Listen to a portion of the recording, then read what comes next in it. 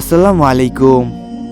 আজকে আমি আপনাদের সামনে এমন একটি ঘটনা উপস্থিত করব যা শুনে আপনি অবাক হয়ে যাবেন। এই ভিডিওর মূল বিষয় হলো আবু উবাইদা রাদিয়াল্লাহু তাআলা আনহু এর বিশ্বাসতা। তো চলুন শুরু করা যাক। হযরত ওমর রাদিয়াল্লাহু তাআলা আনহু এর খিলাফতকালের প্রথম দিকে হযরত আবু উবাইদা বাইতুল মাল দেখাশোনা করতেন। ঈদের আগের দিন খলিফার স্ত্রী বললেন, আমাদের জন্য ঈদের নতুন কাপড় না হলেও চলবে, কিন্তু ছোট বাচ্চাটি ঈদের কাপড়ের জন্য কাঁদছে। খলিফা বললেন, আমার নতুন কাপড় কেনার সামর্থ্য নেই। খলিফার পত্নী উম্মে কুলসুম খলিফার আগামী মাসের বেতন থেকে অগ্রিম নেওয়ার জন্য তাকে অনুরোধ করলেন।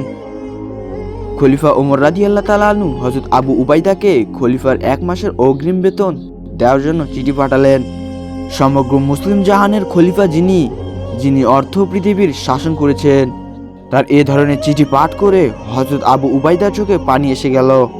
উম্মতে আমিন হযরত আবু উবাইদা রাদিয়াল্লাহু তাআলা আনহু বাহককে টাকা না দিয়ে সিদ্ধান্ত চেয়ে চিঠি লিখলেন।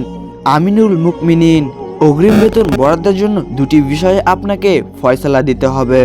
প্রথম ফয়সালা হলো আগামী মাস পর্যন্ত আপনি বেঁচে থাকবেন কিনা। দ্বিতীয় ফয়সালা হলো বেঁচে থাকলেও মুসলমানরা আপনাকে খিলাফতকালে দায়িত্ব বহাল রাখবে কিনা।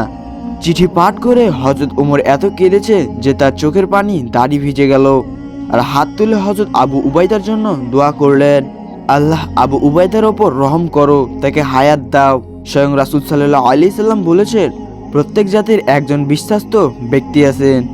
আমার উম্মতের বিশ্বস্ত ব্যক্তি হচ্ছে আবু উবাইদা ইবনুল জাররাহ। তো বন্ধুরা, আজকে এতটুকুই ছিল।